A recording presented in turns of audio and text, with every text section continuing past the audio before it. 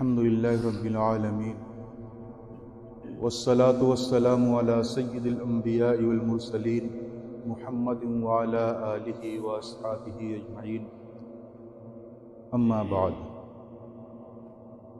فاعوذ باللہ من الشیطان الرجیم بسم اللہ الرحمن الرحیم ان الذین یتلون کتاب اللہ واقاموا الصلاۃ وَأَنفَقُوا مِمَّا رَزَقْنَاهُمْ سِرًّا وَعَلَانِيَةً يَرْجُونَ تِجَارَةً لَن تَبُورَ لِيُوَفِّيَهُمْ أُجُورَهُمْ وَيَزِيدَهُمْ مِنْ فَضْلِهِ إِنَّهُ غَفُورٌ شَكُورٌ صدق اللہ العلی العظیم۔ میرے محترم بزرگوں اور دینی بھائیوں، سورہ فاطر کی ایک آیت آپ حضرات کے سامنے تلاوت کی ہے۔ اللہ تبارک و تعالیٰ فرماتے ہیں کہ بلا شبہ وہ لوگ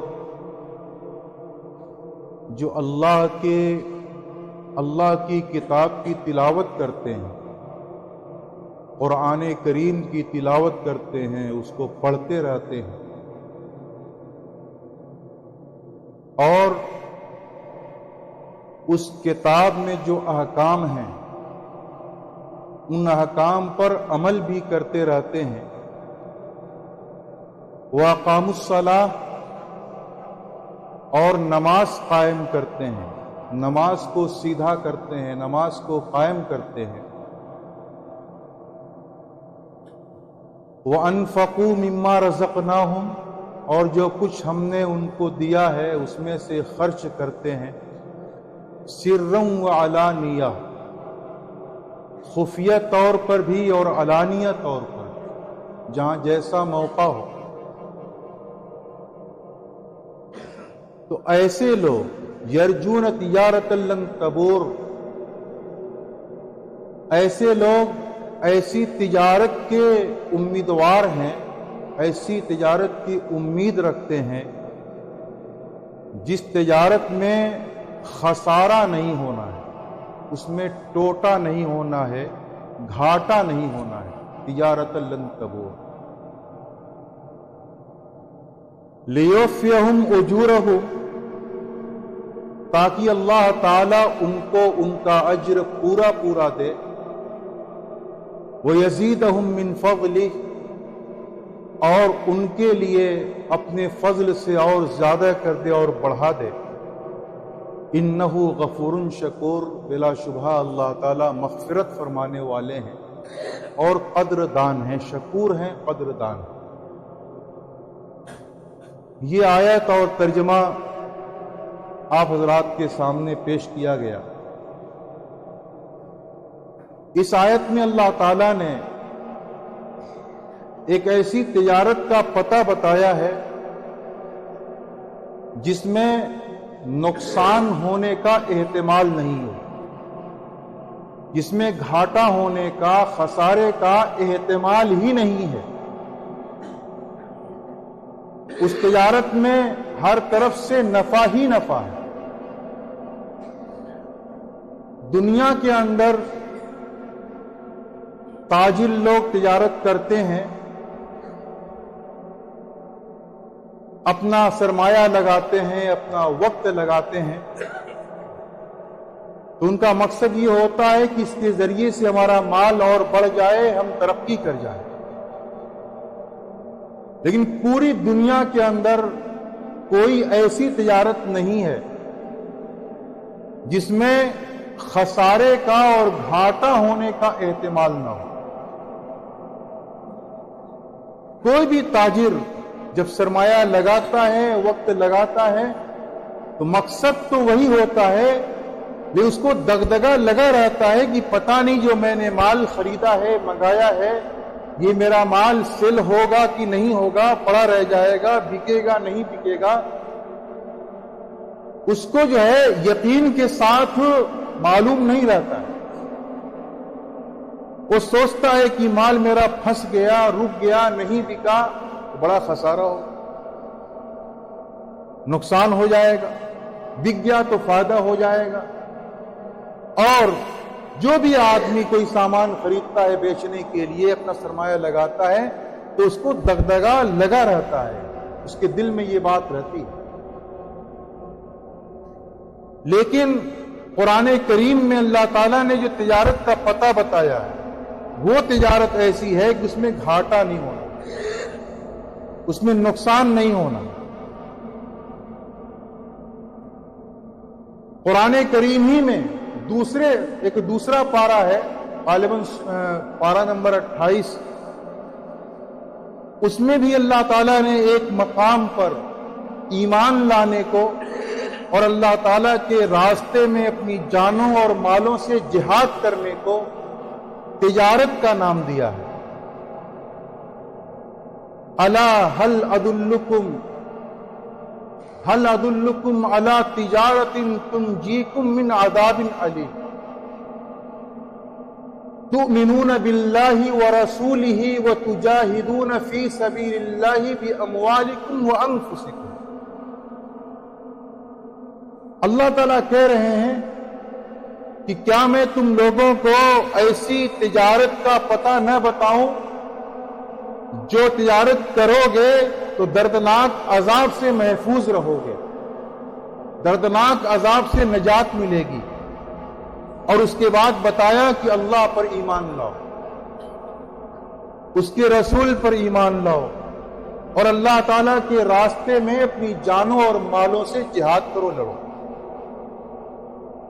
ان کاموں کو اللہ تعالیٰ نے تجارت کے لفظ سے تعبیر فرمایا۔ اسی طریقے سے جو میں نے آیت پڑھی ہے اس میں بھی تین کام جو ہیں، تین باتیں اللہ تعالیٰ نے ان کو تجارت کے لفظ سے تعبیر فرمایا ہے۔ سودا کرنے کا یوں کہا جائے، ترجمہ کیا جائے اس کا تو سودا کرنے کا لفظ کہا گیا ہے کہ جو لوگ اللہ تعالیٰ کی کتاب کی تلاوت کرتے رہتے ہیں، یہ نہیں کہ صرف شب برات میں کر لیا یا کسی کا انتقال ہوا تب کر لیا، برسی منائی گئی تب کر لیا، نہیں، تلاوت کرتے رہتے ہیں۔ یتلونا مضارع کا صیغہ ہے، جو عربی جانتے ہیں ان لوگوں کو یہ بات معلوم ہوگی کہ مضارع کا صیغہ جو ہوتا ہے استمرار کے لیے ہوتا ہے، کہ بے شک جو لوگ قرآن کریم کی تلاوت کرتے رہتے ہیں اور ساتھ ہی ساتھ قرآن کریم کی جو احکام ہیں ان کے اوپر عمل بھی کرتے رہتے ہیں، اور خصوصیت کے ساتھ نماز قائم کرتے ہیں، یعنی کہ بدنی جو عبادتیں ہیں ان عبادتوں کو انجام دیتے ہیں، اور جو کچھ ہم نے دیا ہے اس میں سے خرچ کرتے رہتے ہیں، یعنی مالی عبادتوں کو بھی انجام دیتے ہیں۔ زکوٰۃ فرض ہے تو زکوٰۃ دیتے ہیں، صدقہ فطر واجب ہے تو صدقہ فطر ادا کرتے ہیں، یعنی فرض اور واجب کو بھی ادا کرتے ہیں، اور جہاں پہ خرچ کرنا نفل ہے وہاں پر بھی خرچ کرتے رہتے ہیں۔ تو فرمایا گیا کہ ایسے لوگ ایسی تجارت کے امیدوار ہیں، امید رکھتے ہیں جس میں گھاٹا نہیں ہونا۔ اتنا سب کچھ کرنے کے بعد اللہ تعالیٰ ان کے بارے میں یہ کہہ رہا ہے کہ یہ امید رکھتے ہیں ایسی تجارت کی جس کے اندر نقصان نہیں ہونا ہے، گھاٹا نہیں ہونا۔ اس کے ذریعے سے اللہ تعالیٰ یہ بتانا چاہتے ہیں کہ ہم کتنا ہی بڑا عمل کر لیں، کتنی ہی بڑی عبادت کر لیں، لیکن ہمیں اس عبادت کے اوپر یقین کرنے کی گنجائش نہیں ہے کہ ہم نے جو کام کیا ہے یہ ہم کو ضرور بھی ضرور یقینی طور پر ہمارا یہ عمل ہم کو جنت میں داخل کرا دے گا۔ اس طرح کا یقین کرنے کی گنجائش ہم میں سے کسی کو بھی نہیں، کسی کو بھی نہیں۔ ہاں، امید کر سکتے ہیں، ہم نے تہجد کی نماز پڑھی، قرآن کریم کی تلاوت کی، روزے رکھے، اور دوسری عبادتیں کی تو اللہ تعالیٰ کی ذات سے امید رکھتے ہیں کہ اللہ تعالیٰ ہمیں ان اعمال کی بدولت جنت میں داخل کر دے گا۔ امید کی جا سکتی ہے، یقین نہیں کیا سکتی، کیونکہ اللہ تعالیٰ کی جیسی عبادت ہونی چاہیے ویسی کوئی عبادت کر بھی نہیں سکتا۔ اللہ تعالیٰ سے جیسا ڈرنا چاہیے ویسا کوئی ڈر بھی نہیں سکتا، اس لیے اس کی عبادت کے اندر وہ بات نہیں پیدا ہو سکتی ہے کہ اس کے اوپر وہ یقین کر لے، ہاں امید رکھ لے۔ اور ہم سب کے رب، ہم سب کے پروردگار بڑے شکور ہیں، قدردان ہیں کہ اعمال میں کچھ کوتاہی رہتی ہے تب بھی اس کو قبول کر لیتے ہیں۔ کوئی کھوٹا سکہ لے کر کے آتا ہے جنت خریدنے کے لیے تو اللہ تعالیٰ اس کی بھی قدر فرماتے ہیں، اللہ تعالیٰ قدردان ہے۔ یہ نہیں کہ صرف جو لوگ ایک دم بہت اچھی طریقے سے عبادت کرتے ہیں، جو بڑے لوگ ہیں، اللہ انہی کی عبادت کو قبول کرے اور چھوٹوں کی نہ کرے، نہیں، اس کے ہاں قدردانی ہے، اعمال وہ قدر فرماتے ہیں۔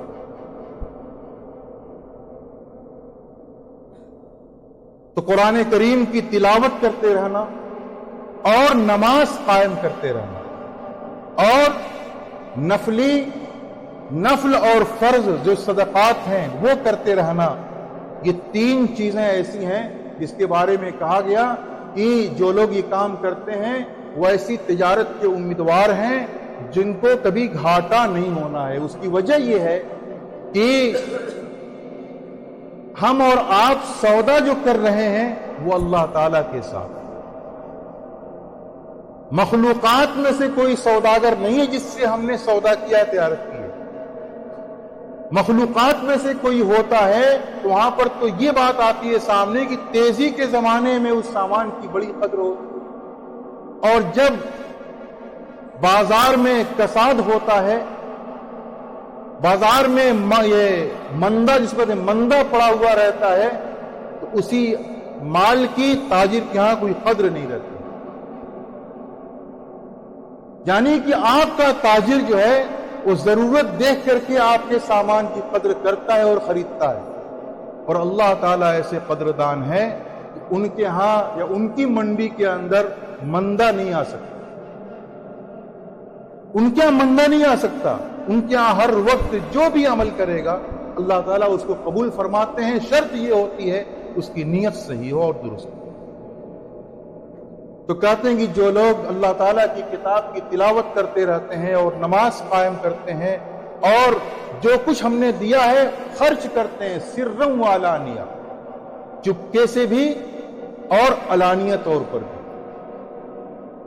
دیکھیے عبادتوں کے اندر تو اصل یہی ہے کہ ان کو چھپ کر کے کیا جائے، پوشیدگی کے ساتھ کیا جائے تاکہ اس کے اندر ریاکاری نہ آ سکے۔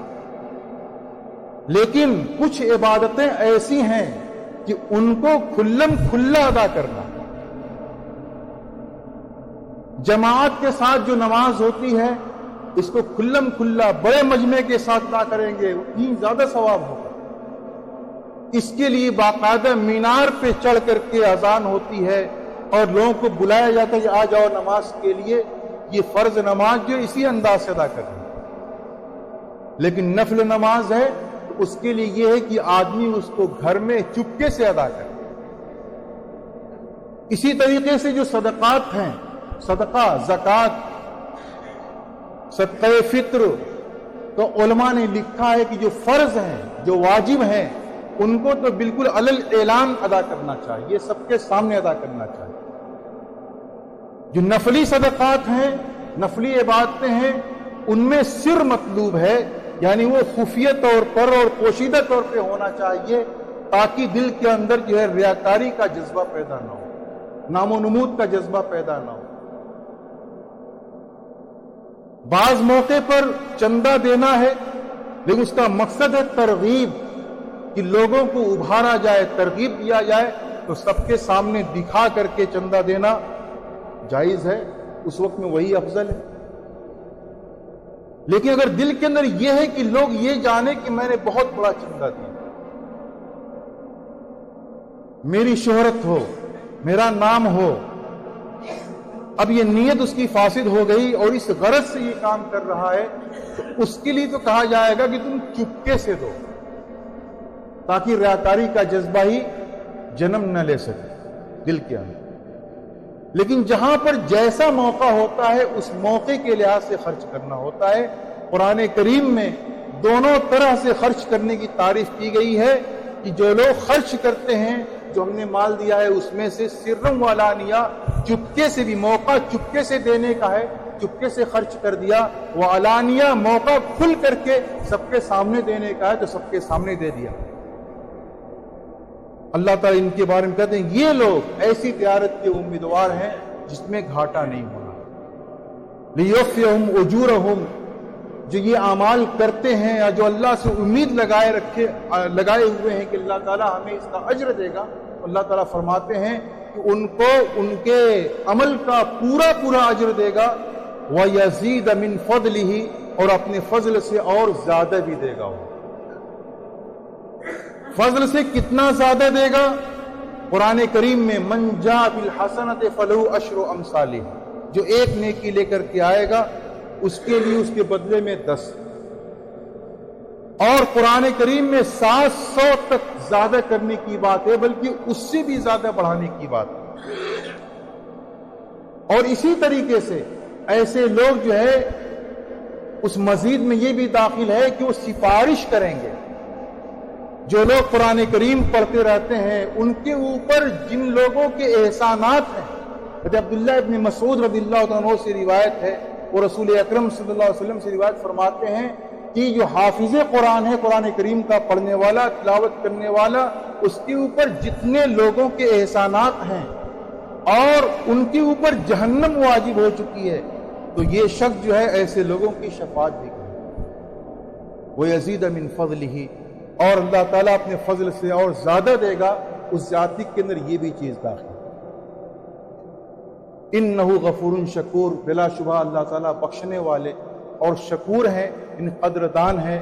इसलिए कोई ये ना कहे मैं बहुत अच्छी तरह कुरान करीम नहीं पढ़ पाता इसीलिए रुका रहे, कुरान करीम न पढ़ पाए, उसको ऐसा नहीं करना चाहिए।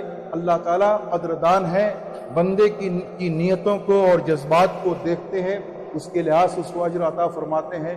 अल्लाह ताला से दुआ है कि अल्लाह ताला हम सब लोगों को अपनी मर्ज़ियात के मुताबिक ज़िंदगी गुजारने की तौफीक इनायत फरमाए। कुरान करीम की तिलावत की और नमाज कायम करने की और सदका करने की, चाहे फ़र्ज़ हो या वाजिब हो या नफ़ल हो, उसको करने की तौफीक इनायत फरमाए। हमारी नल बला व तौफीक।